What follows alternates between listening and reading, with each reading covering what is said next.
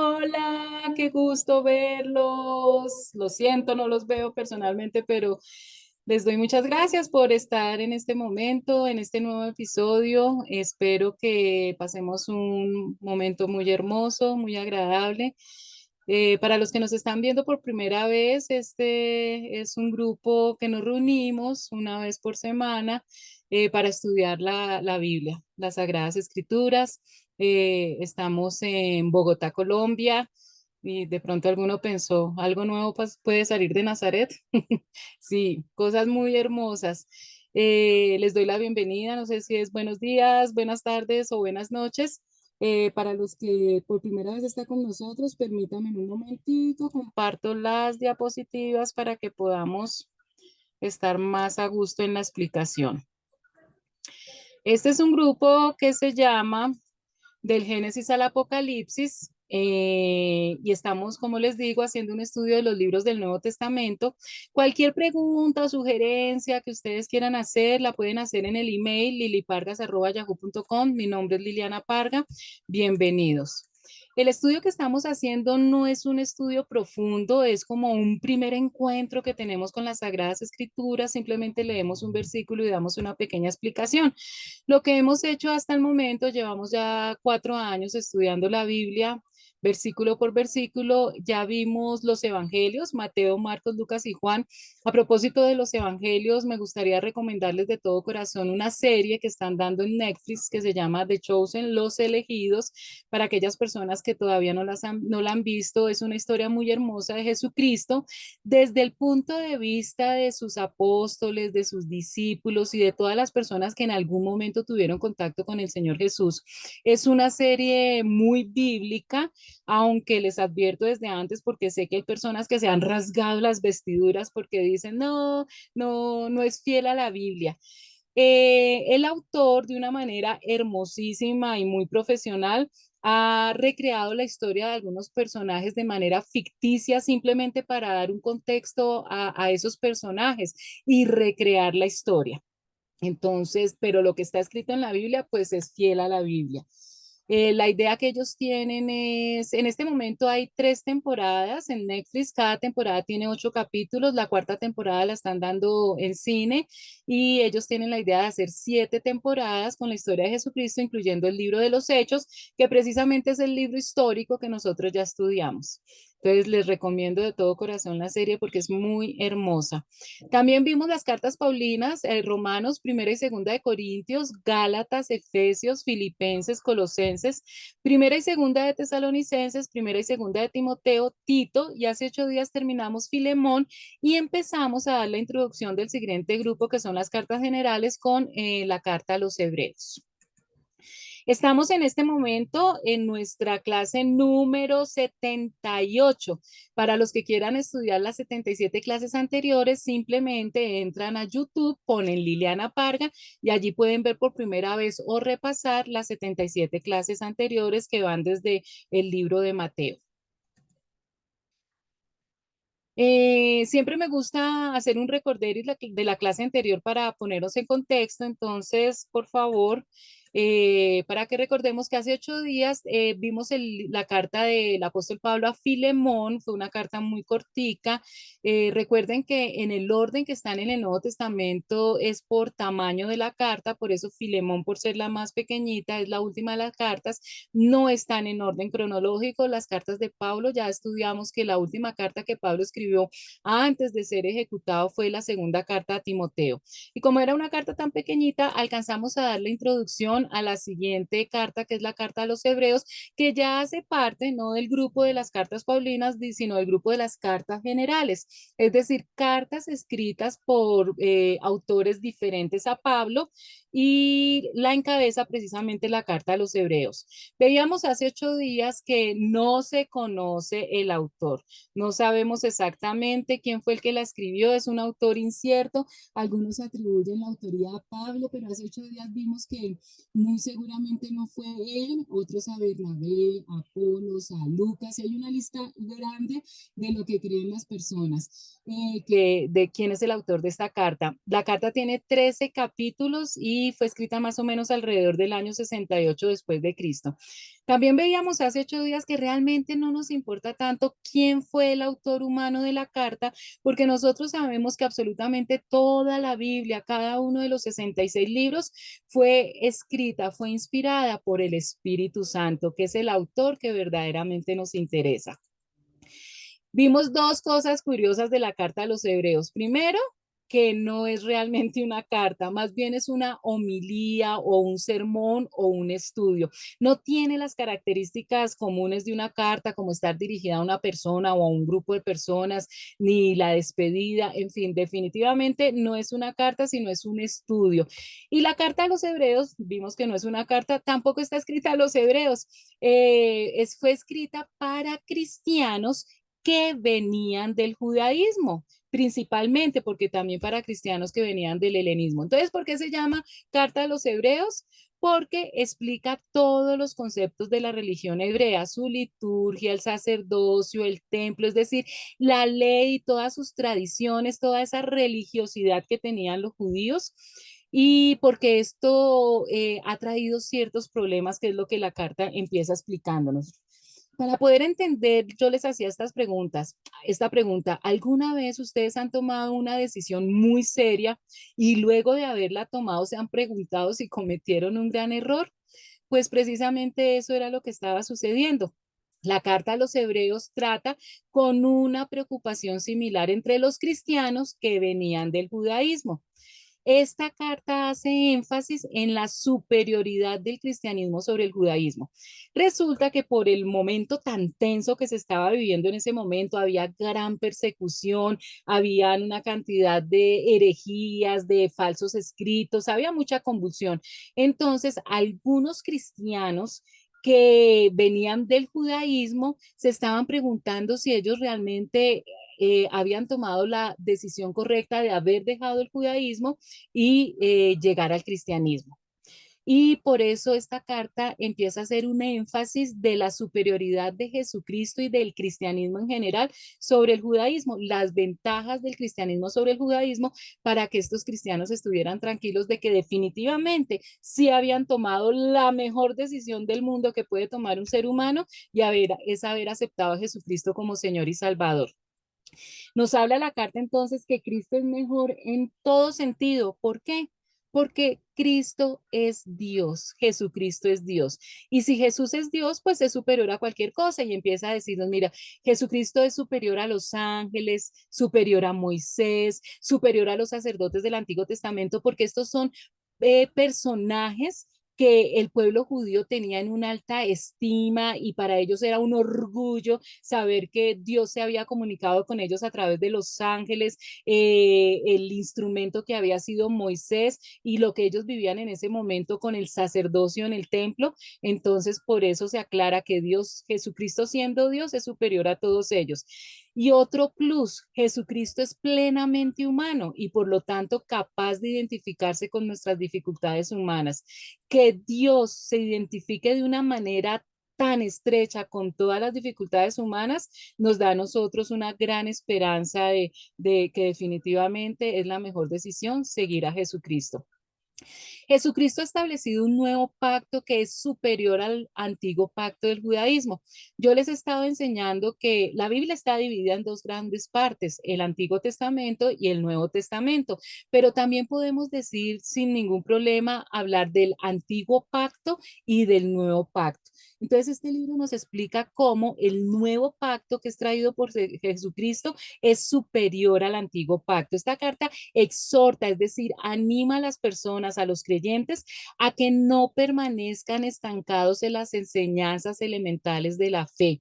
El Antiguo Testamento era una obra en construcción, estaba en obra negra, y el Nuevo Testamento ya es la obra con los acabados. Se necesitaba el Antiguo Testamento, pero le faltaba, la historia iba a continuar.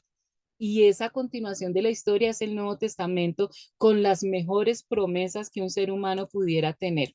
También veíamos hace 8 días que los 13 capítulos de Hebreos están divididas en tres grandes partes. Los primeros 4 capítulos nos muestra la magnitud de la obra perfecta de Jesucristo, cómo Jesucristo siendo Dios viene a la tierra con un propósito específico y la obra que él realiza en la tierra es perfecta. Y gracias a esa perfección es que nosotros tenemos tantas bendiciones que es las que vamos a desarrollar.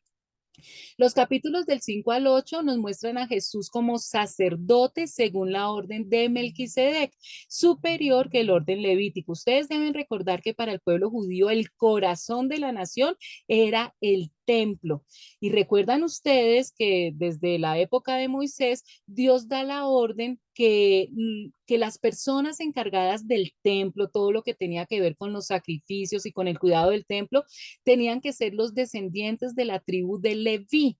Por eso se conoce como el orden levítico. Todos los sacerdotes que trabajaban en el templo eran descendientes de Leví, el orden levítico. Entonces Hebreos nos cuenta que Jesús es un sacerdote, pero superior al orden levítico porque él viene de un orden que se conoce como el orden de Melquisedec. Y de eso vamos a hablar cuando profundicemos más en estos capítulos. Y por último, los capítulos del 9 al 13, el autor del libro lo que nos recuerda mucho y reitera es en la fe que nosotros los cristianos debemos tener como en primer lugar. Recuerden que sin fe es imposible agradar a Dios. Y todos esos ritualismos, toda esa religiosidad que se hacía a través de la ley y de la ida al templo, todas esas tradiciones siempre tienen que estar por debajo de la fe. Entonces, por eso es que recalca tanto el autor. Y el libro termina con dándonos o recordando algunas conductas cristianas que ya Pablo nos había estado enseñando desde sus cartas. Y se habla nuevamente del amor, lo que debe estar siempre en primer renglón, la hospitalidad que debemos tener los cristianos, cómo debemos tratar a los presos en Cristo, la honra del matrimonio y otros muchos temas. Bueno, entonces ya comenzamos, hasta ahí fue el resumen de hace 8 días y empezamos, vamos a profundizar ya versículo por versículo y esta primera parte, estos primeros versículos, el autor del libro de los Hebreos nos da a conocer que Jesús es superior a los ángeles. Y sin más preámbulos, comencemos chicos. El libro de Hebreos, capítulo 1, versículos 1-2 dice, Dios, que muchas veces y de varias maneras habló a nuestros antepasados en otras épocas por medio de los profetas, en estos días finales nos ha hablado por medio de su Hijo. A este lo designó heredero de todo y por medio de él hizo el universo. Aquí el autor nos está recordando que en el pasado, es decir, nuestro Antiguo Testamento, Dios se comunicaba con los humanos a través de los profetas. Los profetas eran aquellas personas escogidas por Dios, unos instrumentos poderosos en las manos de Dios, dotados no solamente por el poder del Espíritu Santo, sino de dones y talentos, que eran los encargados de comunicar el mensaje que Dios le quería mandar al pueblo de Israel. Y por eso es que en el Antiguo Testamento nosotros vemos una sección de profetas, varios libros de profetas, que está dividido en profetas menores y profetas mayores.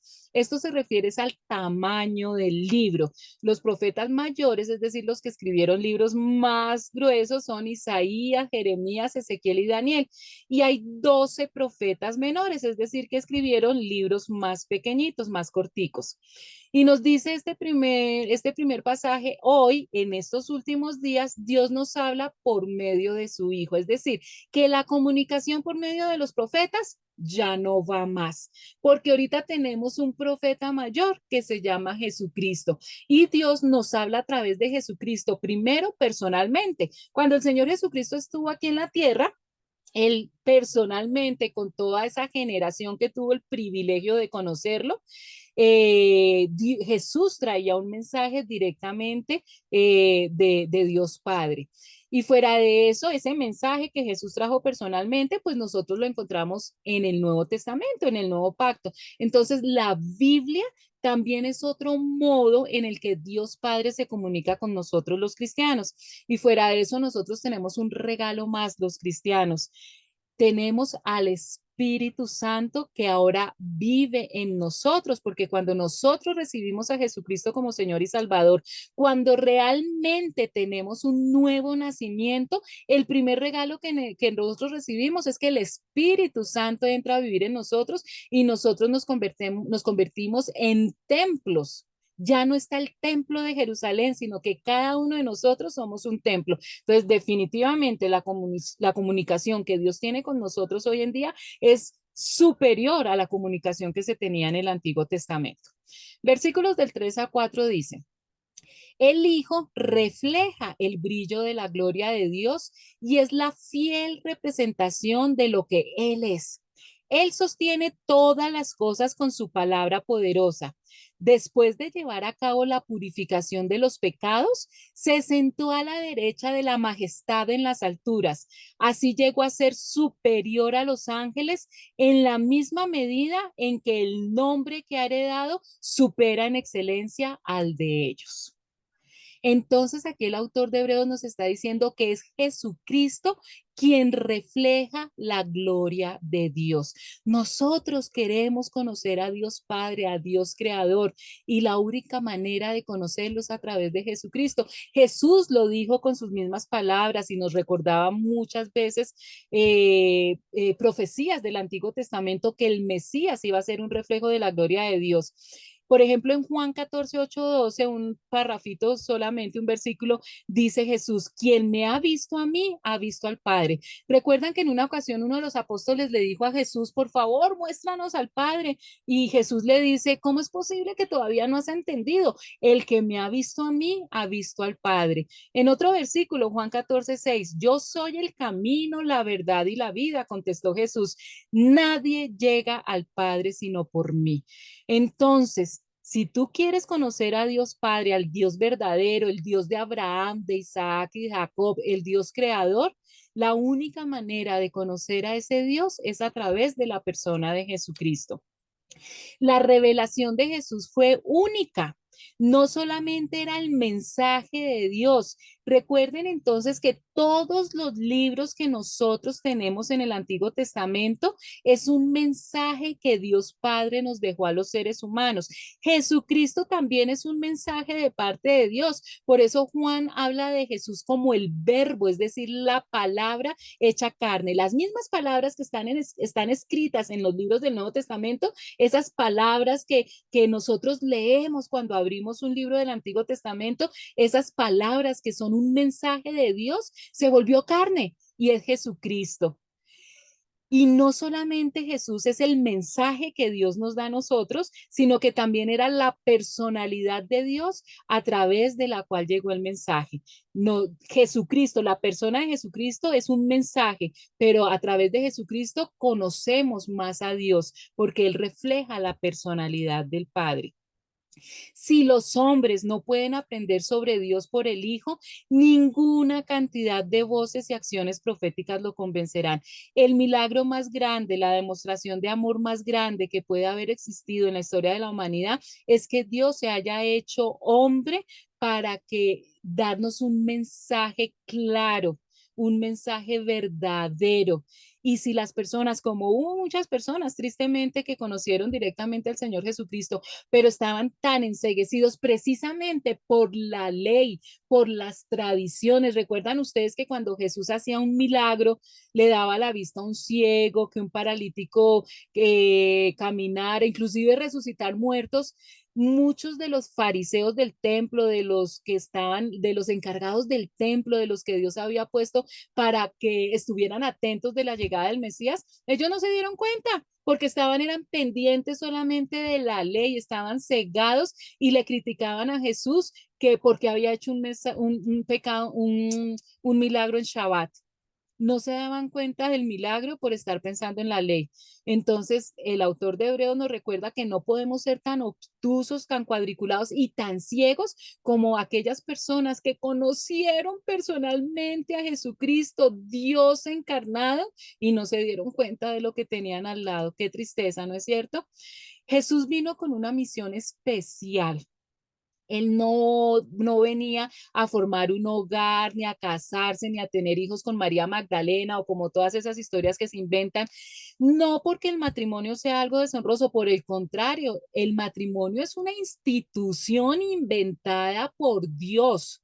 Y es algo hermoso y bendito, pero es que Jesucristo venía para algo superior a un matrimonio, superior a formar un hogar, venía a que nosotros pudiéramos recuperar ese paraíso que se perdió en el Génesis. Imagínense una bendición para toda la humanidad. Por eso lo primero que hizo Jesús fue efectuar la purificación de nuestros pecados. ¿Cómo?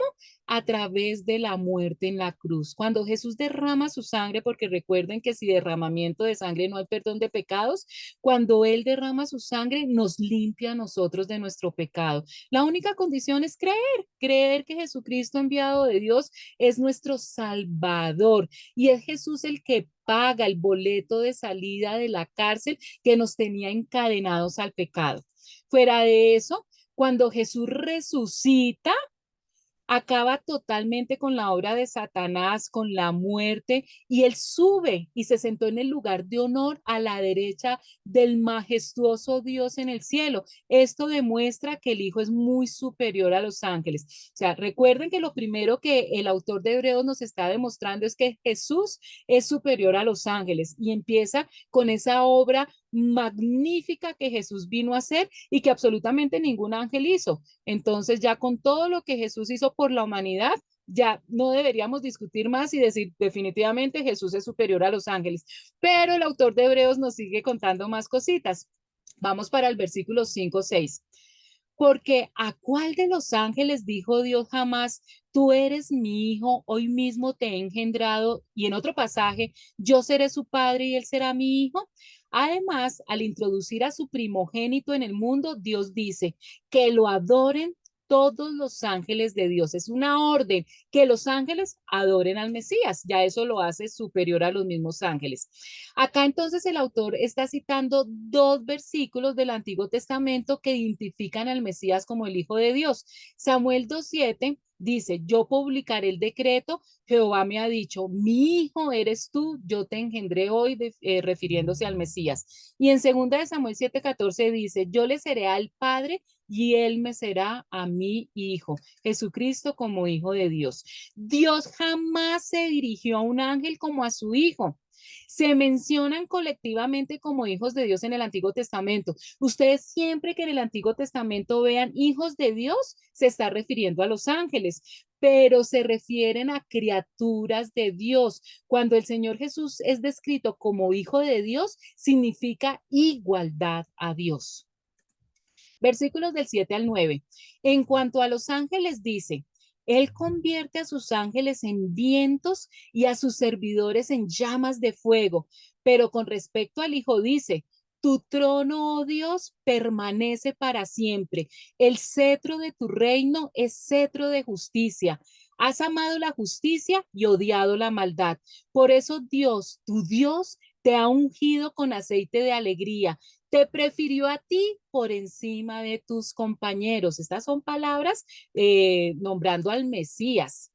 Dios dio a Cristo el puesto de supremacía por encima de todos los seres. ¿Por qué? Porque Jesús, siendo Dios, es el creador del cielo y de la tierra. Entonces está por encima de la creación. Capítulos del 10 al 12. También dice, en el principio, oh Señor, tú afirmaste la tierra y los cielos son la obra de tus manos. Ellos perecerán, pero tú permaneces para siempre. Todos ellos se desgastarán como un vestido, los doblarás como un manto y cambiarán como ropa que se muda, pero tú eres siempre el mismo y tus años no tienen fin. Jesús, en el principio, dice el autor de los Hebreos, es quien echa los cimientos de la tierra y con sus manos formó los cielos. Jesús no existió en el momento en que nació en Belén, en su encarnación. Jesús ya existía.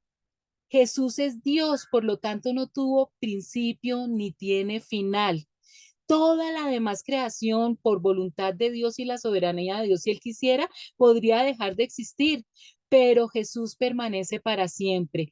Ellos se desgastarán como ropa vieja, dice, los doblarás como un manto y los desecharás como ropa usada, pero tú, refiriéndose a al Mesías, es decir, a Jesucristo, siempre eres el mismo.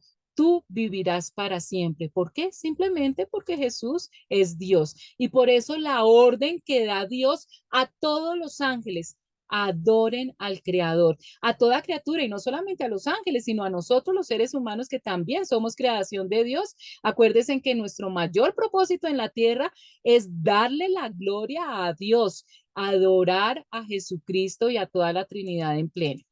Vamos para los versículos 13, 14. ¿A cuál de los ángeles dijo Dios alguna vez, siéntate a mi derecha hasta que ponga tus enemigos por debajo de tus pies? ¿No son todos los ángeles espíritus dedicados al servicio divino, enviados para ayudar a los que han de heredar la salvación?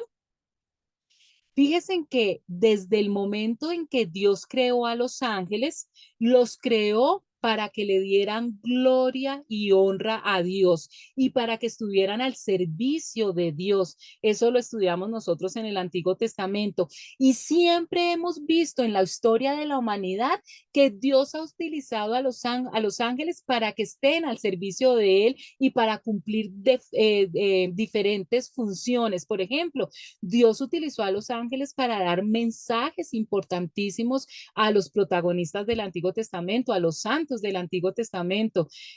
Cuando escogía un profeta, por ejemplo, cuando nace Samuel, se le aparece un ángel a la mamá a Ana para anunciarle que iba a tener un hijo. Y así con muchos personajes. Pues resulta que también Dios escoge a los ángeles para que acompañen al Señor Jesucristo cuando Dios es encarnado aquí en la tierra. Jesucristo, al nacer como humano, es acompañado en todo momento. Los ángeles son los que anuncian. Le anunció a su mamá, a la Virgen María, de que iba a ser hija madre del Mesías. Y los ángeles acompañaron al Señor Jesucristo en todos los procesos, en todos los momentos difíciles que él tuvo, los sirvieron. Y en el futuro, también los ángeles van a seguir cumpliendo, de estar al servicio de Dios y de Jesucristo y seguir dándonos mensajes a nosotros. ¿Recuerdan cuando el Señor Jesucristo lo iban a apresar, que Pedro le cortó la oreja a uno de los servidores, a Malco, y Jesús lo regaña y le dice, mira Pedro, si yo quisiera hoy mismo, en este mismo instante, mi Padre enviaría legiones de ángeles para que me defendieran. Los ángeles están al servicio de Jesucristo, por lo tanto, Jesús es superior a los ángeles. Chicos, entramos al capítulo 2, versículos 1 y 2. Por eso es necesario que prestemos más atención a lo que hemos oído, no sea que perdamos el rumbo, porque si el mensaje anunciado por los ángeles tuvo validez y toda transgresión y desobediencia recibió su justo castigo. Entonces el autor del Hebreo les está diciendo no solamente a estos cristianos que están dudando si tomaron la decisión correcta de dejar el judaísmo, sino que nos lo está diciendo también a nosotros, que nosotros debemos prestar mucha atención a las verdades que hemos oído y nosotros sabemos cuál es la verdad. La verdad es una persona, se llama Jesucristo. Él mismo dice, yo soy el camino, la verdad y la justicia. Nosotros no podemos desviar nuestra atención. Estamos en un tiempo muy peligroso porque estamos bombardeados por información.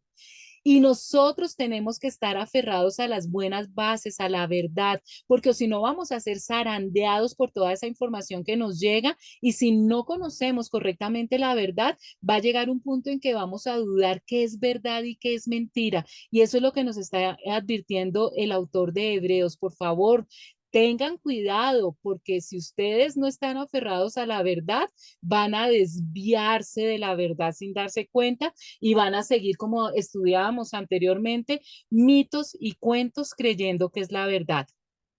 La palabra dicha por medio de los ángeles es una forma de describir a la ley mosaica, la cual fue recibida por disposición de ángeles.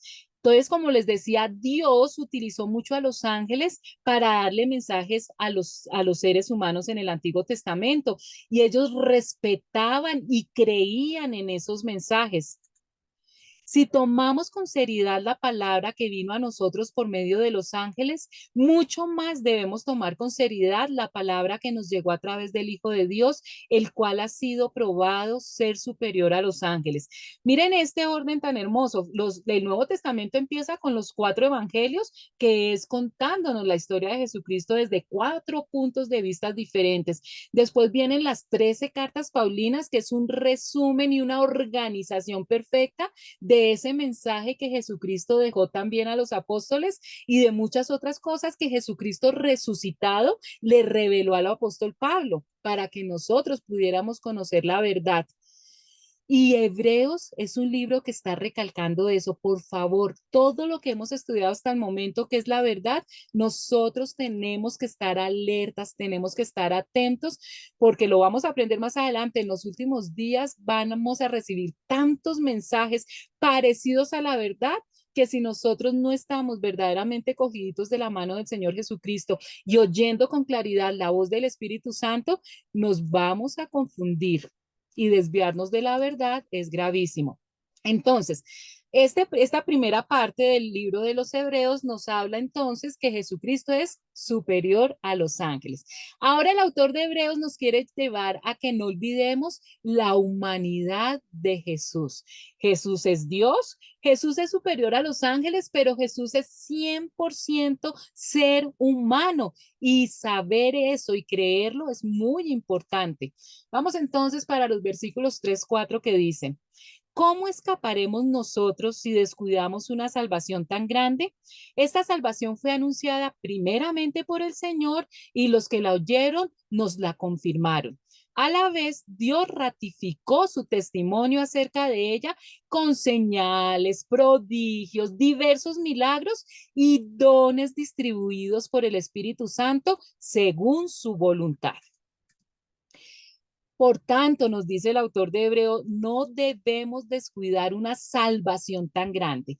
Aquí no se está refiriendo que la salvación se pierde, porque la palabra que utilizan, la palabra descuidar, viene del griego amelesantes, la cual es utilizada en Mateo 22:5 también y significa tener una gran oportunidad pero ignorarla o descuidarla. Recuerden, chicos, la salvación no se pierde, es un regalo de Dios. Y Dios no pide los regalos, es algo muy claro. Si la salvación se perdiera, querría decir que nosotros no recibimos la vida eterna por fe, sino que nosotros tenemos que hacer obras para mantener nuestra salvación. Lo que pasa es que se confunde, no se puede perder lo que no se ha tenido. La salvación hay que realmente obtenerla y eso es cuando nosotros primeramente creemos en el Señor Jesucristo. Recuerden que primero es la fe. Cuando nosotros creemos y para creer en alguien hay que conocerlo primero. Nosotros creemos en el Señor Jesucristo. Después hacemos una oración de fe que simplemente es una manifestación externa de que yo de ahora en adelante decido seguir a ese Salvador que necesito porque soy pecador y por lo tanto me arrepiento de mis pecados. Jesús lo recibo como mi Salvador, pero también lo recibo como mi Señor. Y es algo que yo decido en mi libre albedrío, que de ahora en adelante voy a hacer todo lo que el Señor me diga, porque va a ser, es mi jefe, es mi creador, es mi todo. Entonces, creer, recibir, aceptar que soy un pecador y necesito un Salvador y que de ahora en adelante sigo a mi Señor, es lo que hace el nuevo nacimiento, la verdadera salvación. Si tú verdaderamente has nacido de nuevo, el primer regalo que se recibe es el Espíritu Santo. Muchas personas dicen, ay, entonces una persona es salva y entonces puede seguir pecando y puede seguir haciendo cosas horribles. No, chicos, cuando una persona verdaderamente salva tiene al Espíritu Santo y cuando se tiene al Espíritu Santo, no podemos volver a pecar sin sentirnos miserables. Si tú pecas y no te sientes miserable, es porque no has tenido la salvación y no tienes al Espíritu Santo, porque precisamente el Espíritu Santo es el que empieza a guiarnos a la verdad, a consolarnos, a aconsejarnos, y es esa voz de la conciencia que nos dice lo que estás haciendo está mal. Por eso cuando uno es salvo y peca, se siente uno terrible y desde ese momento que uno tiene nuevo nacimiento empieza un proceso de santificación. Cada día tratar de parecernos más al Señor Jesucristo. No somos perfectos, pero si una persona se dice salva, pero sigue pecando sin ningún remordimiento, es porque realmente no ha sido salva. Bueno, esto era un paréntesis porque aquí entonces cuando dice descuidar la salvación se refiere ya a que se tiene una gran oportunidad. Miren esa oportunidad que tuvieron las personas que conocieron personalmente al Señor Jesucristo y muchos la ignoraron y otros habiendo conocido al Señor Jesucristo prefirieron tener más cuidado con las cosas de este mundo que mirar el reino de Dios. Dios confirmó el mensaje no solamente con su presencia, dando a conocer que Él era un enviado de Dios y que era Dios mismo, sino que se confirmó ese mensaje con señales sobrenaturales, milagrosas, con maravillas impresionantes que no se han vuelto a ver, diversos milagros, y fuera de eso, después de Pentecostés, dones del Espíritu Santo para cada creyente, dados según la voluntad del Espíritu Santo.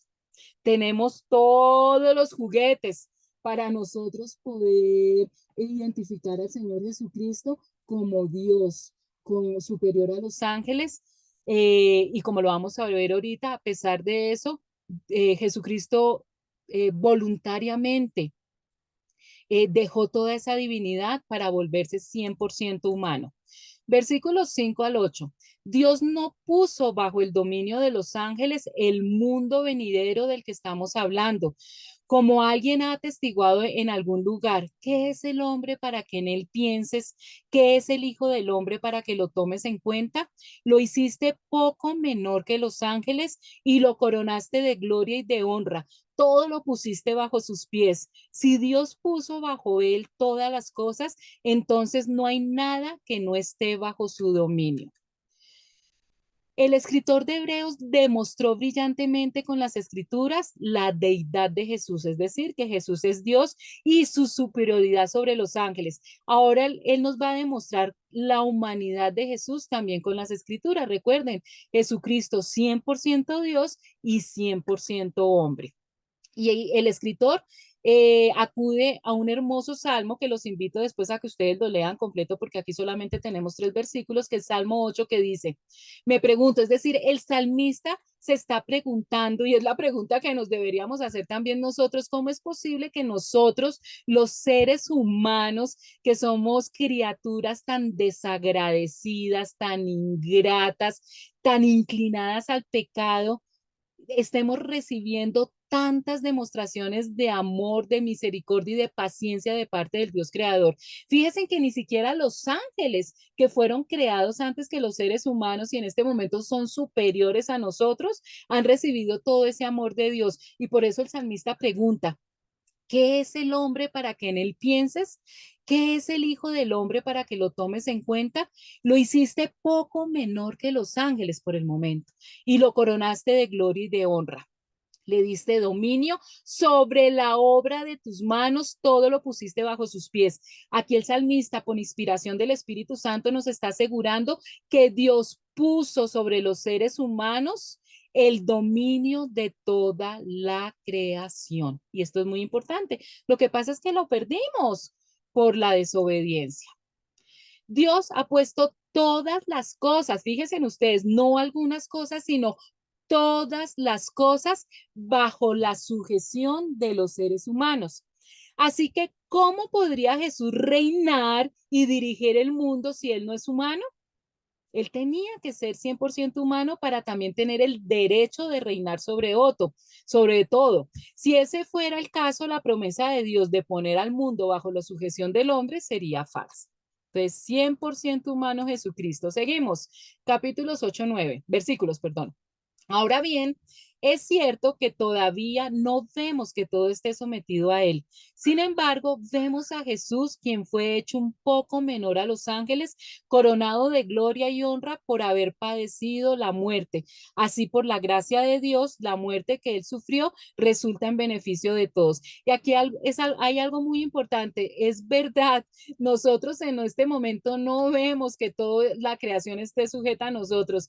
¿Cómo será eso de cierto que hasta si un zancudo nos pica, puede causar una pandemia a nivel mundial? Definitivamente no tenemos la creación bajo nuestros pies, ¿no es cierto?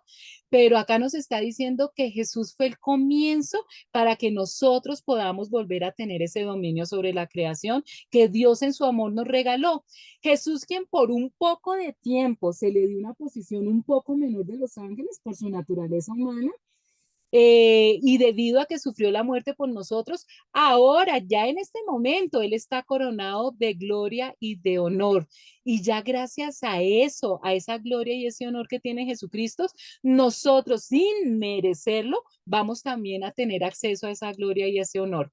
Jesús vino y a través de su humillación y de su sufrimiento venció al poder de la muerte. Tenemos vida eterna y hace posible el cumplimiento de la promesa de que los hombres tendrán el dominio sobre la tierra. Necesariamente Jesucristo, siendo Dios, tenía que hacerse hombre para que esta promesa se cumpliera. Versículos 10 al 13. En efecto, a fin de llevar a muchos hijos a la gloria, convenía que Dios, para quien y por medio de quien todo existe, perfeccionara mediante el sufrimiento al autor de la salvación de ellos.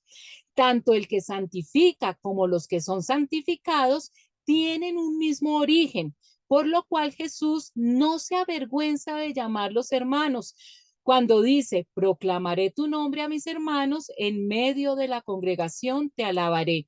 En otra parte dice, yo confiaré en él. Y añade, aquí me tienen con los hijos que Dios me ha dado.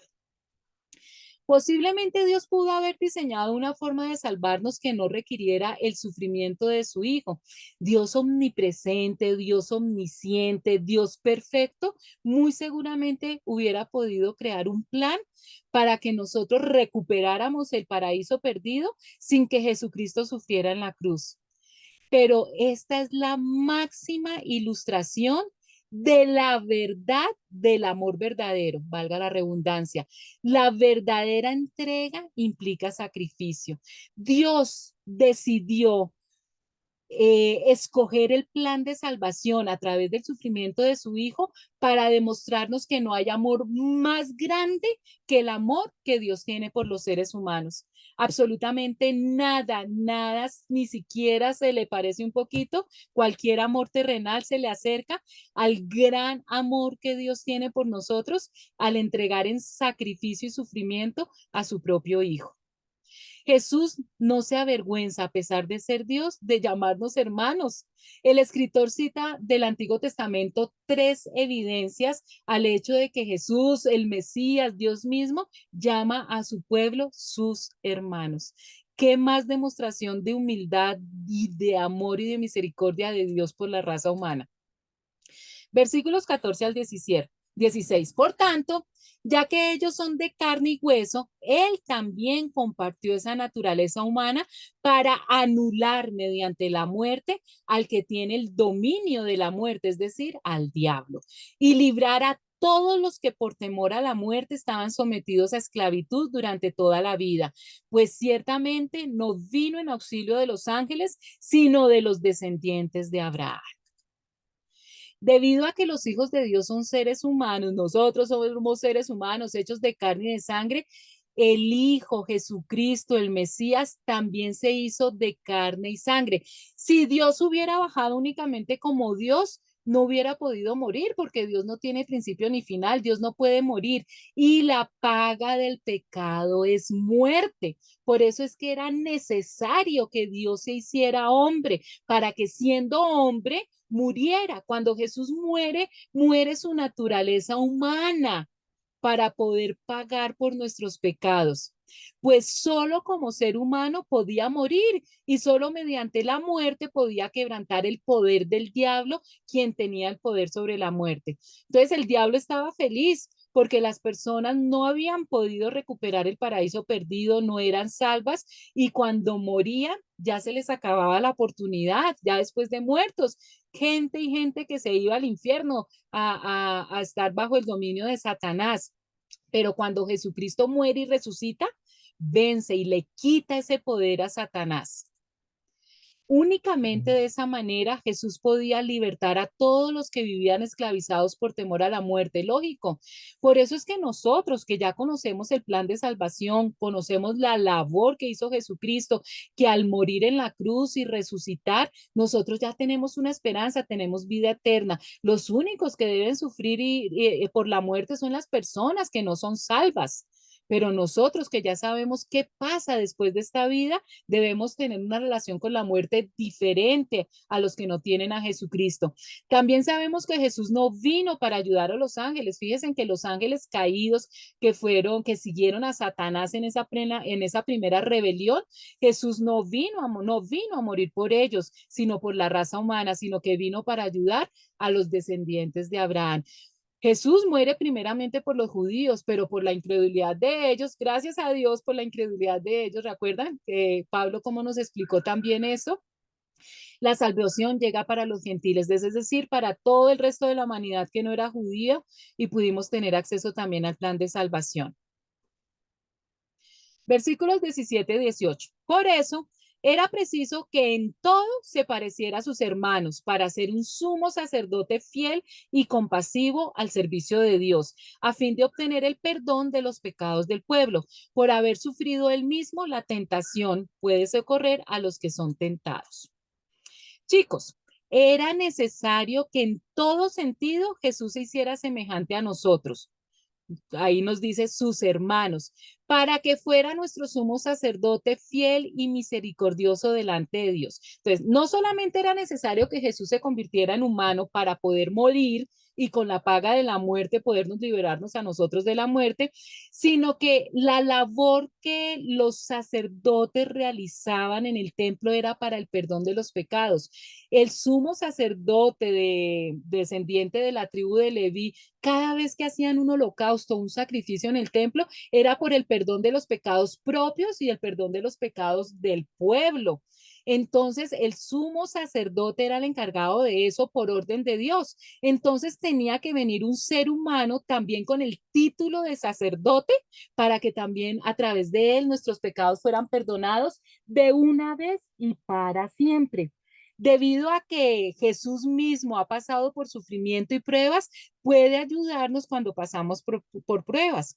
Él cumple esa labor de sacerdote y por eso a través de Jesucristo nuestros pecados son perdonados. Cuando nosotros nos arrepentimos y vamos al Padre en el nombre de Jesucristo, Dios Padre nos perdona. Y por eso el Espíritu Santo, que es Dios mismo, tiene toda la autoridad para consolarnos y para guiarnos, porque acuérdense en Jesucristo dice que el Espíritu Santo nos va a hablar lo que el mismo Jesucristo nos diría. Y como Jesús ya pasó por eso, porque fue 100% humano, Él es el que mejor nos puede aconsejar qué hacer en este mundo de sufrimiento. Entramos al capítulo 3, versículos 1 y 2. Por lo tanto, hermanos, ustedes que han sido santificados y que tienen parte en el mismo llamamiento celestial, fijen su atención en Jesús, el apóstol y sumo sacerdote de la fe que confesamos. Él fue fiel al que lo nombró, como lo fue también Moisés en toda la casa de Dios. Jesús, entonces aquí el autor de Hebreos nos empieza a decir, es superior también a Moisés. Recuerden que lo que la carta de Hebreos le está tratando de explicar a las personas que tenían esa angustia en su corazón de si habían tomado la decisión correcta de dejar de ser judíos y convertirse en cristianos. El resumen es que el judaísmo fue muy importante y era necesario. La ley, recuerdan que era un espejo para que el ser humano se diera cuenta de sus pecados y que por sí solos no podían dejar de cometerlos. Entonces, muy importante la labor de todos los santos del Antiguo Testamento, incluyendo a Moisés. Pero aquí nos está explicando que Jesús, que cumple con todas las ordenadas, lo que Dios ordenó a los seres humanos para reconciliarnos con Dios, fuera de eso es Dios mismo, entonces es superior a todos. Tenemos el ser completo. Si nos quedamos únicamente con Moisés, tenemos simplemente una partecita de la misericordia y del amor de Dios. Con Jesús tenemos ya toda completa la restauración. El autor se refiere a nosotros los lectores, vuelve y lo repite en este pasaje, que somos sus hermanos, que nosotros pertenecemos a Dios, nos volvemos en hijos de Dios cuando creemos en Jesucristo y por tanto, por ser hijos de Dios, tenemos parte con los que hemos sido llamados al cielo. Jesucristo vino a que nosotros recuperáramos todo eso. Y observen detenidamente a este Jesús. No solamente fue el mensajero de Dios, acuérdense que la misma presencia humana de Jesucristo ya es un mensaje de parte de Dios, sino que como sumo sacerdote, a través de él nuestros pecados son perdonados. Y como él fue fiel a Dios, todas las promesas que se hicieron en el Antiguo Testamento son también para nosotros de todo lo que viene como restauración a nuestra vida. Versículos 3 al 6. De hecho, Jesús ha sido estimado digno de mayor honor que Moisés. Así como el constructor de una casa recibe mayor honor que la casa misma, porque toda casa tiene su constructor, pero el constructor de todo es Dios. Moisés fue fiel como siervo sobre toda la casa de Dios para dar testimonio de lo que Dios diría en el futuro. Cristo, en cambio, es fiel como hijo al frente de la casa de Dios. Y esa casa somos nosotros, siempre y cuando mantengamos nuestra confianza y la esperanza que nos enorgullece. Aquí lo que está diciendo en palabras más sencillas es que Jesús merece mucha más gloria que Moisés, así como el que construye una casa merece más elogio que la casa misma. Nosotros podemos admirar una construcción, ¿no es cierto? Conocemos casas hermosas y decimos qué casa tan linda, pero jamás decimos, uy, esta casa, ¿cómo se construyó tan linda ella misma? Nosotros podemos elogiar una casa, pero toda la gloria se la debe llevar el arquitecto, el constructor de la casa. Imagínense aquí que el que construyó absolutamente todo fue Dios. Dios es el constructor del mismo Moisés. Entonces nosotros tenemos que alabar es al constructor y ya hemos establecido que Jesús es Dios. Por lo tanto, es nuestro constructor y el que debe ser alabado, no la creación. Moisés fue fiel como siervo. Nosotros no podemos negar que fue un instrumento hermoso y poderoso en las manos de Dios, que cumplió fielmente todo lo que Dios le había dicho y uno de los personajes más importantes del pueblo judío. Su trabajo fue una ilustración de las verdades que Dios daría a conocer tiempo después. Todo lo que el Antiguo Testamento nos enseña a nosotros es un reflejo de lo que el Señor Jesucristo iba a realizar, tanto en su primera venida como en su segunda venida. Eso lo tienen que tener claro, chicos. Jesús fue fiel como hijo. Jesús está a cargo de toda la casa de Dios y nosotros somos la casa de Dios. Todos los instrumentos utilizados por Dios, los seres humanos, somos servidores de Dios. Hemos sido fieles a Dios como servidores, pero aquí Jesús es fiel como hijo. Pero hay un requisito para poder obtener todas esas cosas por las cuales Jesús sufrió aquí tanto: mantener nuestra confianza y la esperanza en Cristo. Jamás podemos perder la fe de que al final todas las cosas saldrán bien. Recuerden que me encanta esa frase que dice, estamos en un mundo bajo turbulencia, con muchos problemas y van a empeorar, chicos. Y jamás podemos perder de vista esta frase. Al final, porque tenemos un Dios perfecto que nos ama profundamente, al final el bien va a ganarle a la maldad. Al final el bien va a triunfar, al final las cosas van a salir bien. Si en este momento las cosas no están bien, es porque todavía no es el final. Debemos confiar en que el plan de Dios es perfecto. La voluntad de Dios es buena, agradable y perfecta. Y toda esta maldad y todo lo que estamos viendo está dentro del plan de Dios. A Dios nada lo coge por sorpresa. Tenemos que tener confianza que todo lo que está pasando, Dios lo va a utilizar para bien y jamás perder la esperanza, porque si perdemos la esperanza no tenemos nada, de que va a llegar un momento muy cercano, de que esa vida perfecta y plena que Dios había diseñado para los seres humanos, la vamos a volver a tener. Por eso es que la palabra de Dios nos dice y nos insiste que nosotros debemos estar mirando al reino de Dios. Chicos, dejen de poner su mirada en las cosas del mundo, por favor. El mundo no va a hacer sino ofrecerle cosas horribles, los va a engañar, les va a dar mucho sufrimiento para nosotros soportar este paso por esta tierra.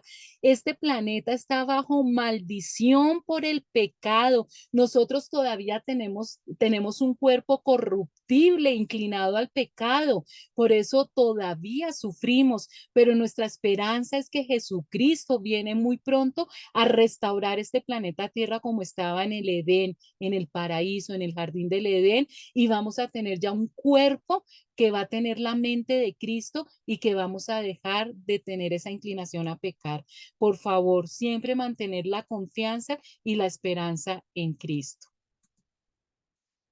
Versículo 7:11. Por eso, como dice el Espíritu Santo, si ustedes oyen hoy su voz, no endurezcan sus corazones como sucedió en la rebelión en aquel día de prueba en el desierto. Allí sus antepasados me tentaron y me pusieron a prueba, a pesar de haber visto mis obras 40 años. Por eso me enojé con aquella generación y dije, siempre se alejan de mí y no reconocen mis caminos. Así que en mi enojo hice este juramento, jamás entrarán en mi reposo. Aquí está algo para los que dicen que Dios es solo amor. Dios es amor, pero Dios también es justicia y juicio. Y aquí está diciendo que Dios se enojó con el pueblo de Israel. Y esta última frase la vamos a ver varias veces en el libro de Hebreos. Jamás entrarán en mi reposo. ¿Quiénes? Aquellos que endurezcan su corazón.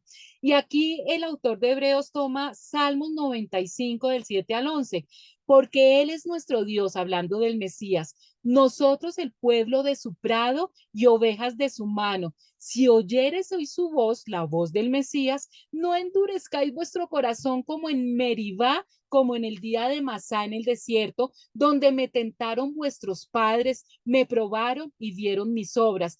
40 años estuve disgustado con la nación y dije, pueblo es que divaga de corazón y no han conocido mis caminos. Por tanto, juré en mi furor que no entrarían en mi reposo.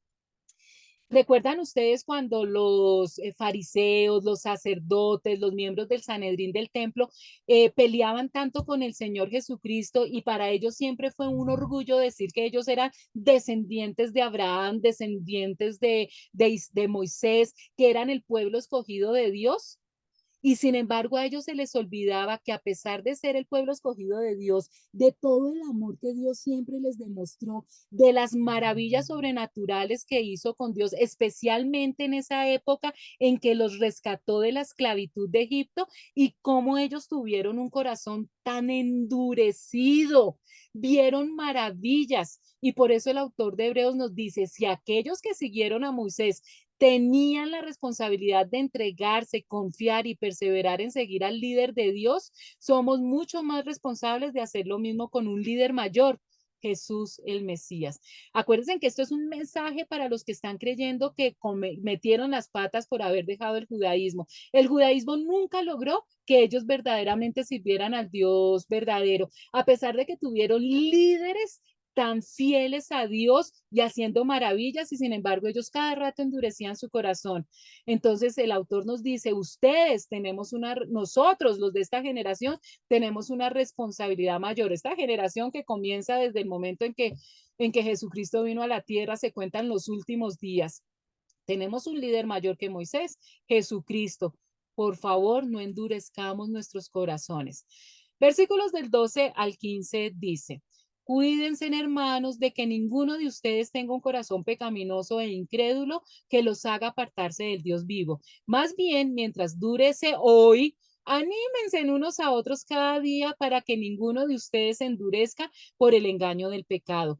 Hemos llegado a tener parte con Cristo. Si en verdad mantenemos firme hasta el fin la confianza que tuvimos al principio, como se acaba de decir, si ustedes oyen su voz, no endurezcan sus corazones como sucedió en la rebelión. El autor repite y repite el mismo mensaje y nos da otras claves que hay que leer entre líneas. Miren que aquí él nos habla de la importancia del hoy. Nosotros siempre hemos sabido, ¿no es cierto? Nos enseñan que nosotros no debemos estar pendientes del pasado. Cuando nosotros vivimos en el pasado, no disfrutamos el presente y nos volvemos personas amargadas, ni debemos estar pendientes del futuro. Cuando nosotros estamos pendientes del futuro, nos volvemos personas temerosas y ansiosas. Nosotros debemos disfrutar el hoy.